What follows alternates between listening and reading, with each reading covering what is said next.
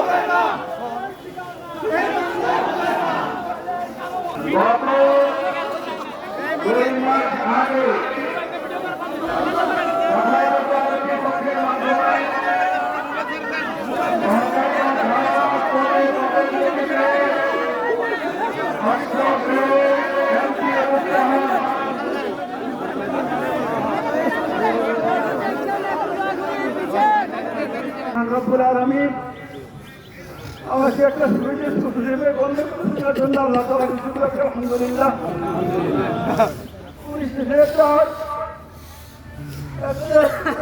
এটা পড়া হার্টটা ফেলে দুইটাই দিন আর তার মা তার বাবা অসুস্থ, তার মা অসুস্থ, দুটো ভাই